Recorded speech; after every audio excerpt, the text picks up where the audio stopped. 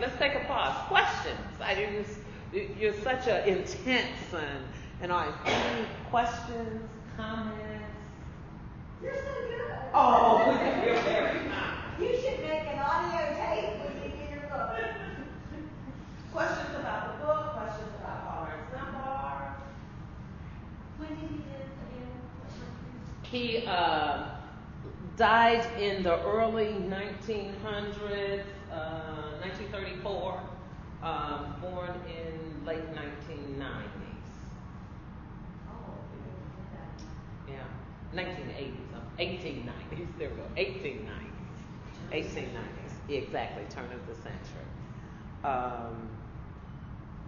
What's really interesting, and we're thinking about doing an exhibit, we actually have a couple of his books signed by Matilda, his mother, that she gave to him.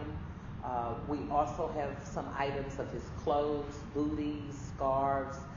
It was not unusual in those days to inherit things. So his mother, Matilda, would do housekeeping for some of the wealthy people in Kettering, which was would be like Columbus to Bexley, for example. You have a date for me. I do. I was born in Dayton, Ohio, 1872. Passed away February 9th, 1906. 06. Okay. Thank you. He was 34. Okay. I knew it was early years. So you would receive gifts from the people that you would take care of. So what was really interesting to me, my great aunt inherited some of the things that Matilda had inherited. She passed them on to my mother. My mother's not a fussy person, which means sterling silver, lacy things. It skipped a generation.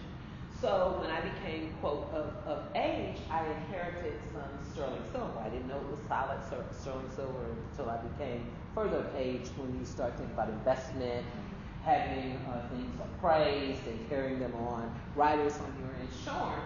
And so as I turned the silverware over, they had 3 initials engraved in it. And, you know, I'm into this family thing, so I'm looking for all the last name initials in our family, and I couldn't figure it out. So my Aunt Sis had not passed. She lived to be 99 years old.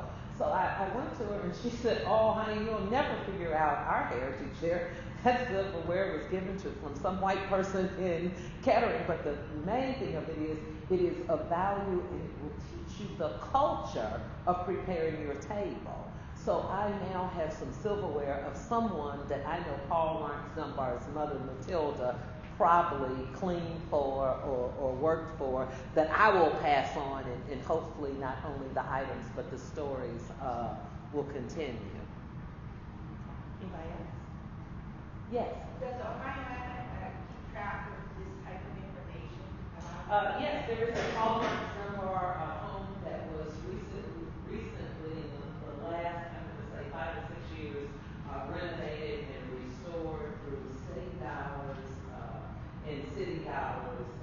Ryan McLean, who was the mayor then, and the daughter of the legendary legislator C.J. McLean, renovated that whole street where the house is, and she moved onto that street. So a lot of city and state dollars went to refurbish the house.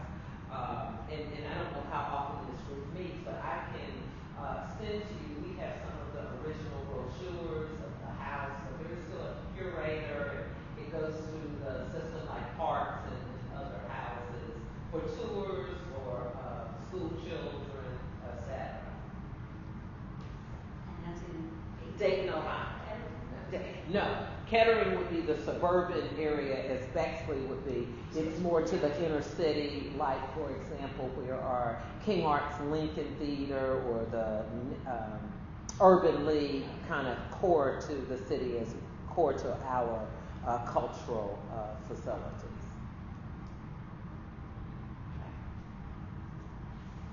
the name of the author. Yeah.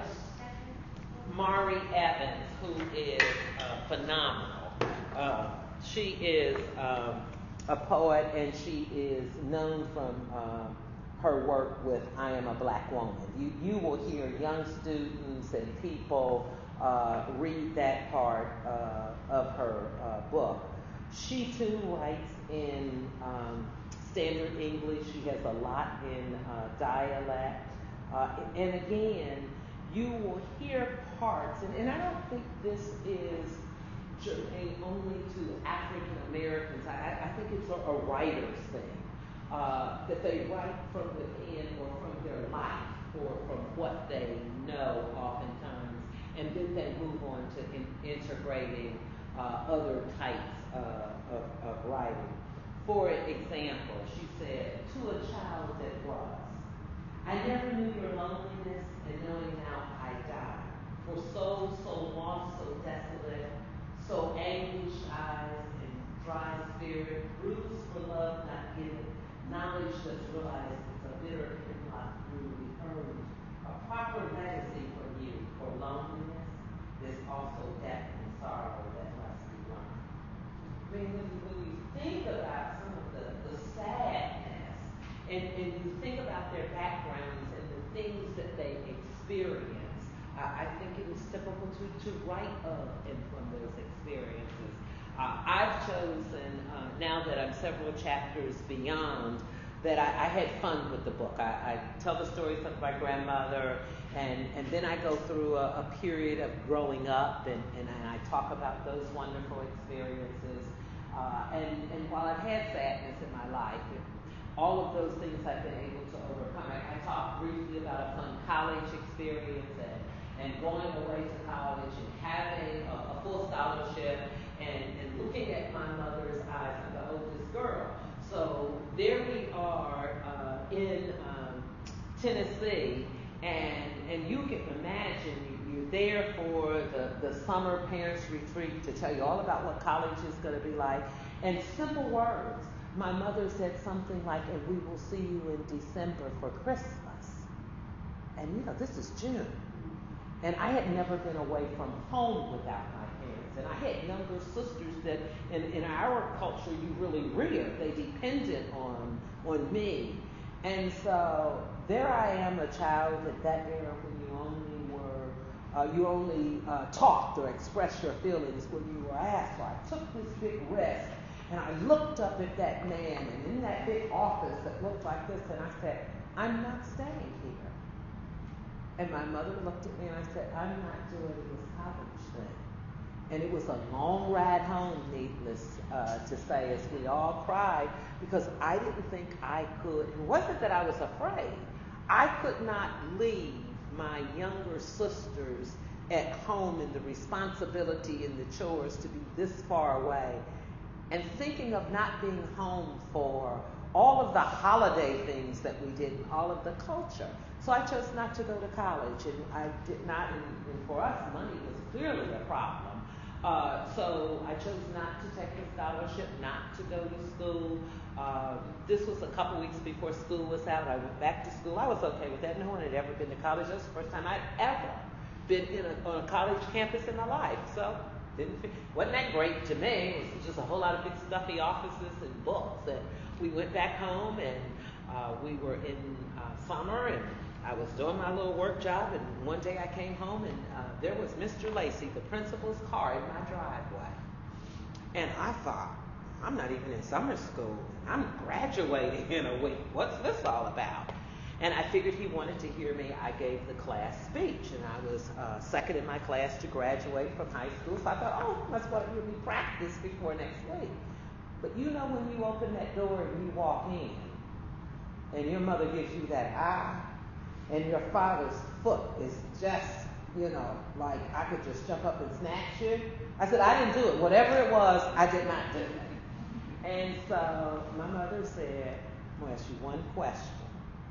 What happened to the 7 applications for the other colleges that Mr. Lacey gave to you? Well, I knew what the answer was. We did not. It cost $7 to put in each one of those applications, and I knew my parents didn't have it. And so I sat there and I thought, okay, in nanoseconds, lie or tell the truth? Well, tell the truth is always better. So So I said, I didn't think we had the money to do it, so I never brought him home. And that was the truth. Well, that made my mother very tearful, and it was the right answer to tell the truth. To make a long story short, schools started in colleges started in September. Mr. Lacey came back, and C.J. McLean, who was a legislator, served on the Higher Education Committee in the State House, picked me up and took me to Central State one day after school started. And it was probably one of the best experiences in my life. It was 45 minutes from my home. I stayed on campus, so I had the dormitory, and I stayed in an honors dorm, and there was this great, it looked like a playpen, and I had no idea why it was there, but it had this big rail, and it was an older building, and I would go get my sisters, and I would bring them up to the campus, and they would spend Friday, Saturday, and Sundays with me to give my mother a break. And we would put covers in there, and everybody on the floor helped babysit because, they were children. And we did that for my whole first quarter. I still took care of my brothers and sisters, so I write about that experience. I write about not being able to talk and walk for almost a year, being in the hospital, having a cerebral brain stroke. And so when you see me walking across campus in 2-inch heels, I am not crazy. It's just that I defy all odds. And for one joke, so be careful what you say and ask for. If I could ever walk down with some red shiny shoes with 2-inch heels, and I'm going to walk until I drop. And so thus I frequently pull out these red shiny heels because clearly I am no longer in a wheelchair, which is not a bad thing to be in a wheelchair. I had the best remote wheel and chair and could figure out how to get all across the city and everything. But it is good to be able to walk and talk. I store my words up in nanoseconds. The things that happen automatically for you don't happen to me. Great therapists, speech therapists, and I'll tell you one last story that's in my book that feels a certain way. People seem to like it. I was in an inpatient therapy home where there were 18 of us. All of us had cerebral brain stem strokes. And I was probably from the end of the most aggressive with the young folks, the 18-year-olds, the children with strokes, because they were more determined. The people who were in my age group, at that time, I was 50 years old.